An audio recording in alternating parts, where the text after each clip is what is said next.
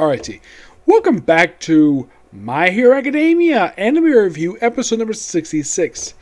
Yeah, I was actually supposed to do this last night, but ran out of time. It was actually kind of late, so doing it now. So, reviewing newest episode of the anime, Vestiges, and newest chapter of the manga, chapter 309. Can't be a child anymore.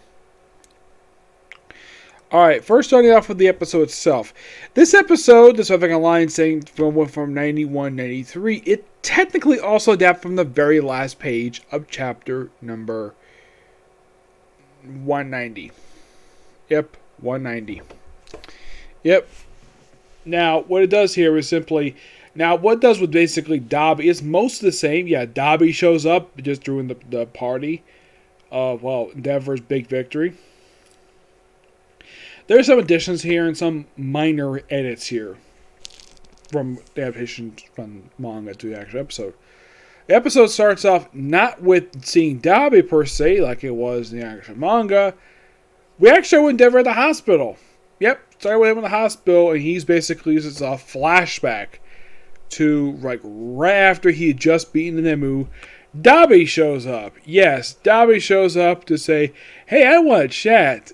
And, of course, Hawks down to Baby Feathers basically look like he's about to attack. Of course, Endeavor wants to attack him too, but lucky enough, Dobby comes right after him, and they're stopped by Mariko, the rabbit hero. Number 5. Yeah, she's ranked number 5. And mostly put, this scene is pretty much an attack from the manga. Never really much change here. And then we cut to seeing later on, we see Hawks talking to Dobby. This is, of course, while his goggles on, mind you. Where he talks, hey, the Nemu will show up tomorrow, not today. What happened? Change my mind about it. And also, yeah, you're not trustworthy enough, still not trustworthy enough to meet the boss just yet. It's mostly the same dialogue. And then we also see, we kind of intersplice it with basically, it's been more extended sequence than what it was in the manga. Where the Hero Commission asks Hawks to work undercover with the League of Villains. In the League of Villains, find what their plans are, because they barely know anything at all. And of course, when that mentioned happened in the Hero Raid arc, and the fact that the reason Hawk wasn't there was because they say the reason why because he wasn't available. That was simply the reason for it. And the reason for all the damage caused in the arc was because lack of information. That was the reason for it. So it wasn't over just about information about Nemu. Okay, fine. I think eventually he does. And then we actually cut out of the manga Recovery Girl helping Endeavor basically heal from his injuries, because you're probably thinking, wait, how the heck he was in bed, now he's walking in? What the heck happened? Well, they kind of see Recovery Girl healing him up and Mariko paying a visit. Yep, they cut this from the anime. Yeah, that's the first I've ever seen they would actually cut a scene from the manga. Yeah, that's a first. The series has never done that before. Usually they tend to rearrange a couple scenes, never cut the scene completely out. That's it. But it's a minor hiccup in the story. But then we see Hawks and Endeavor just walking through, just take a walk, and they walk to the train station, discussing that, that Nemu specifically came when they were talking. Yep, when they were talking. And when we get to the train station, basically discussing he should work with somebody. Not specifically him, because I think he decided to go home. And he goes home, and then we see... Now, the next scene, basically, of Endeavor at his house. This is mostly the same, except they actually added some dialogue here. Yes, some original dialogue. Where we still have Netsu, where he basically steps up with his father. There's like Shuto, and his sister basically forgiven for his actions. Somewhat, anyways. He just storms out. And, of course, on TV, we see the kid from the end of last season, the one paying care, mind you, and once again voiced by Todd Eppercorn, at least I believe he is. And this is actually not in the manga, but they actually added this line in here where Endeavor actually remembers the kid. Yeah, he remembers him. Apparently he's become a meme, this kid. Yep. And then we also have a little minor addition here of Endeavor going to go talk to Netsu. Now we also see Eraserhead is here, and he's outside. It's a bit more exciting sequence with this one with him being confronted by a cat. And then we cut to the school, where Deku has come back from physical training. Of course, we see Menta briefly. Hi, Menta. bye, man, until he goes to sleep in his sheets. And this one, they actually kind of fix a minor thing. They add a little more addition here. When Deku goes into the mindscape, yeah, he goes to a mindscape where he then sees pretty much almost all the previous hosts. Yes, because he's the ninth host. He sees most of the hosts there, except for All Might, because he's still alive.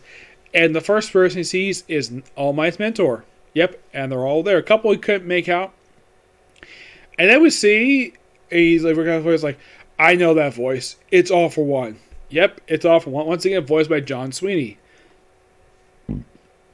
Excuse me. In case you're curious, though, like, aside from this one appearance, when's the next time that All For One actually shows up in the actual series itself? Off the top of my head, he doesn't show up for quite a while. Like, he doesn't show up until, I'd say, just recently. Yeah, this was his only appearance he made. Well, this was a flashback, mind you. But he did make an appearance prior to this. I believe it was basically, I think it was All Might visit in Tartaros. That's the prison he's basically at. And I think that was like a couple arcs back. That was the last time he was seen in present day. He's not seen again until like around chapter 300. So, we see the scene particularly like in the manga. It was a bit more lit than it is in the manga. It's a bit shadowy in the manga. In the anime. Now, if one thing I could tell, though, about the first host for One For All, it seems like this is also a character voiced by Justin Brenner, the guy who voices Deku. Okay, that's interesting. And the scene itself, most places are the same, except they do make one small edit here. We have All For One. These two guys, one with the little bone thing, the other guy basically is quirkless. They actually switch these guys' position because in the manga, the guy with no quirk was on the right, and the guy with the quirk was on the left. In the anime, they switched it. Yeah, they actually switched it. The scene happens exactly the same, except they switch positions. Which you were like, really? Why are switch positions for? Honestly, I have no idea why they switched positions for, but they did. Mm-hmm. Yeah, of course, All For One talks about his followers, mentions about the comic book that he and his brother used to read when they were a kid, where, of course, his brother mentioning, oh yeah, you actually saw Volume 3, I read to the very end, where the Demon Lord gets defeated. Yep. And then we kind of see the birth of the One For All quirk. Kind of. And then we get a bit of a stock footage here, well, from the end of the previous season, in which, when Deku wakes up, apparently his window breaks. Yeah, his window breaks. Though they do cut out a little bit of, I think it was Diki, either Diki or the Twinkly guy, where they actually asked Deku what's going on. Though in the manga, it's mostly his figures being wrecked. In the anime, the window was smashed. Which, you probably like, okay, a window just got broken, and yet nobody got woken up by that in the middle of the night. I would have thought somebody would. Like, oh no, a window just broke. Someone was breaking in. And I kind of call bullcrap on this. Like, okay, if window breaks, usually a lot of people wake up because of that. But nope, we just had a habit where it didn't happen. So, we'll probably find out next week, because it's the start of the joint training exercise, which started from chapter 194 to 197. And with this episode is officially the end of this arc. Yep, the Pro Hero arc is all done. Now we're on to the one of our longer arcs of the series. Of course, next week. Okay, now on to chapter 9. Can't be a child anymore. Chapter starts off with a couple of heroes where they're seeing, like, I think it's Deku jumping off with Muscular, we saw off the jail, and one of the heroes basically being thankful to him for saving their life. And then we have him get dropped off, and police like, halt, state your business. He's like, and Deku's like, you have iron meetings, right? But it's Jailbreaker. And then we have Deku basically jumping about right afterwards when he leaves. The fourth is quieted down. All Might heading back. Yep, All Might is with Deku. Yep, you hurt? I'm alright. Your arms and legs? Yep, and we see that he's got an upgrade. And this is a line that's basic. Good thing you ordered these from America before the borders were shut down. These mid-gauntlet compression support items. And All Might says, well, they're just test samples, but they're made from endurance. So it's reinforced by, though they won't survive your output at 100%. So, no going over for the bigger match, got it? You're looking right. And then we hear from Hawks. I'm on my way. It's like, from the TVs? For the Silver Age TV special? Yeah. Yeah, it's probably All Might's ringtone for whenever, when Hawks calls, like, is Midoriya doing okay? Yeah, no problem, Safari. Actually, just get back. Sorry, I gotta run. And now he's gone again. Who are putting you in danger? One of those lines, keeping him completely isolated, prepare for what's come. Greg, yep, and they chat for a while. And then we flash back to give an explanation of what happened a few chapters back.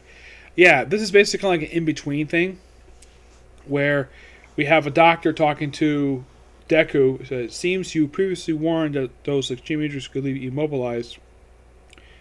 You're lucky that you didn't survive this inquiry. In the past, as a low explosion will contain your body, but this time they made your way to the surface. Additionally, I suppose you use a cork to wrap around the limbs from the inside out to keep from shuddering. This is your nature, but your body has changed since then. Nevertheless, the deterioration hasn't stopped, so do be careful. And in Deku's my exclamation. His power, he's able to maintain because he was born corkless, but that's also why bad guys are coming from. What's going to happen to him? And I might as well keep him protected like UA. Like, I'm not going back to UA. It's like, what? So Todoroki has ability to locate me. It wouldn't come as a surprise if he should have attacked right now, but he doesn't want anyone else getting hurt. If they reach full strength, things are getting worse, which is why they stop Todoroki and all for one before it happens. And Deku's like, you're in the hospital, you can't beat him. I'll get stronger. I know. I said it, I felt reassured, but hearing all this, I can't take this.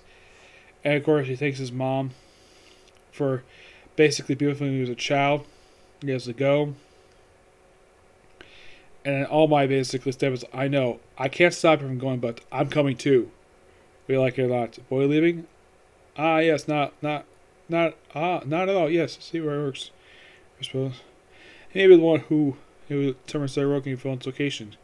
We were considering making him a focal point of reference. Very well. In that case, we shall follow him in wake while he makes it safe distance.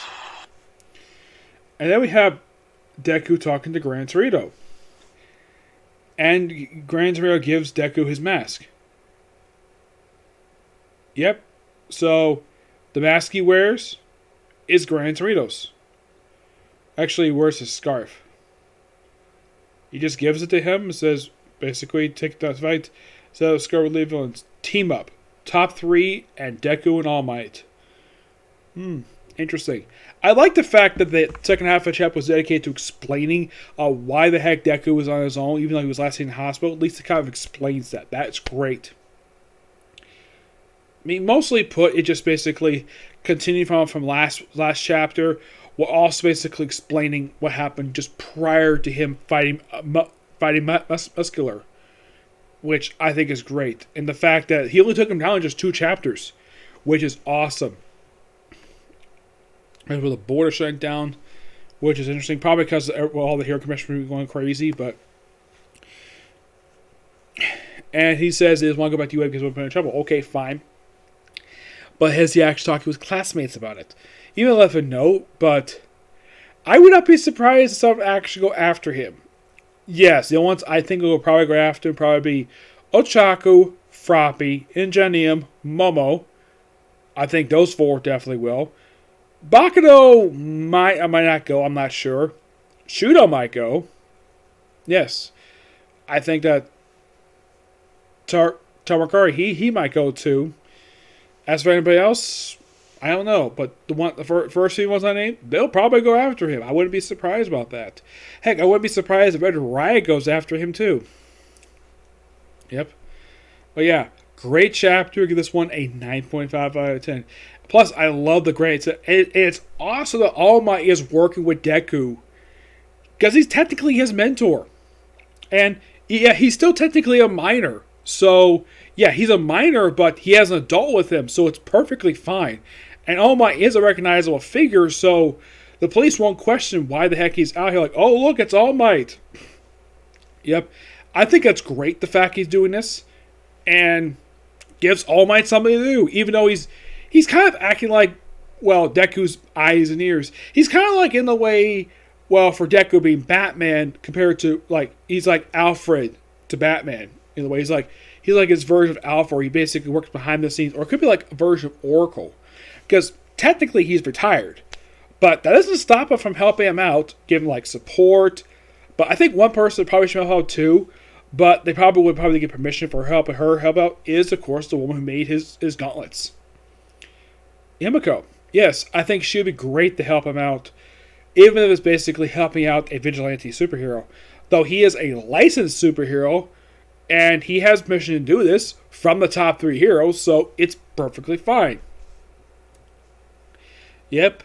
But I wouldn't be surprised if some of his classmates actually come out to help him, or at least basically to confront him about him saying he should stop putting them in danger, even though they can protect themselves perfectly fine. Yep. Eraserhead probably won't go after him at all, because he's a teacher. Even though he is a pro hero, but he probably needs to protect his students. That's just my gist of it, okay? So yeah, that's it for the particular view. Next view is going to be One Piece. And then show me a Princess Idea. And then Boruto, and that'll be it, okay? See you video. Bye.